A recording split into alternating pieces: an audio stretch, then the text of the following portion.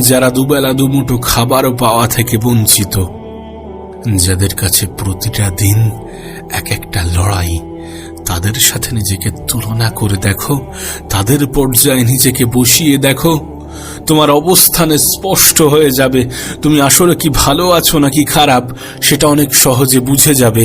আবারও বলছি, সুখে আছি এটা দেখানো অনেক কঠিন, কিন্তু সুখে থাকাটা অনেক সহজ। কারণ সুখে থাকা এটা একটা অনুভূতি, এটাকে শুধুমাত্র অনুভব করতে হয়। আর আমি সুখী এটা মানুষকে দেখাতে গেলে হয়তোবা অনেক কিছুকে প্রমাণ করতে হয়। এখন সিদ্ধান্ত সম্পূর্ণরূপে তোমার।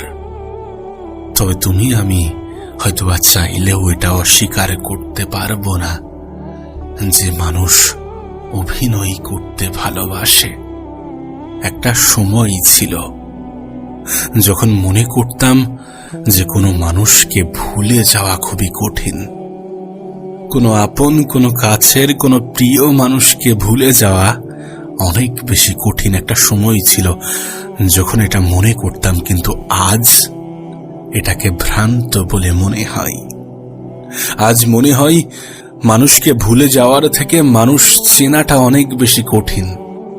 কিছু ভুল মানুষকে নিজের জীবনের অংশ বানানোটা অনেক বড় বোকামি, আর এই ক্ষেত্রে আমরা অনেক বড় আসামি।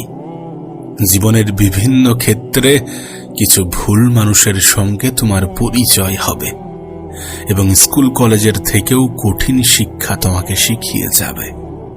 আর যদি বলো উপলব্ধির কথা, তাহলে তোমাকে উপলব্ধি করাবে যে মানুষকে ভোলার থেকে মানুষ চেনাটা অনেক বেশি কঠিন।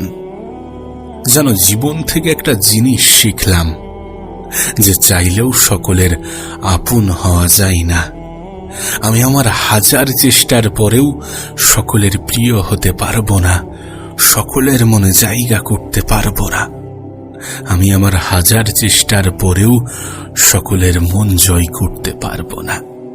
এই পৃথিবীবাসী উপরওয়ালাকে নিয়ে অভিযোগ করে, আর আমরা তো মানুষ। এখানে সকলের কাছে প্রিয় হতে গেলে তুমি নিজেকেই ভুলে যাবে, এবং নিজেকে ভুলে যাওয়া অনেক বড় অন্যায়। যেন কোনো মানুষের মধ্যে কোন জিনিসগুলো থাকলে তাকে ভালো মানুষ বলে গণ্য করা যায়? সততা, বুদ্ধি, জ্ঞান, মনুষ্যত্ব। এই জিনিসগুলো যদি কোনো মানুষের মধ্যে থাকে, তখন তাকে ভালো মানুষ বলে গণ্য করা যায়। হ্যাঁ, যদিও এটা ঠিক যে বোকা মানুষের মধ্যে সব থেকে বেশি মানসিকতার প্রকাশ পায়, তবুও আজকের পৃথিবীতে বাঁচতে গেলে কিছুটা বুদ্ধি ব্যয় করতেই হবে, কিছুটা জ্ঞান অর্জন করতেই হবে, মনুষ্যত্ব থাকতেই হবে, এবং সততাকে নিজের জীবনের অংশ বানাতে হবে। কিন্তু দুটি জিনিস আছে, যে দুটি জিনিস এই সমস্ত কিছুকে নষ্ট করে দেয়। সেটা কি জানো? লোভ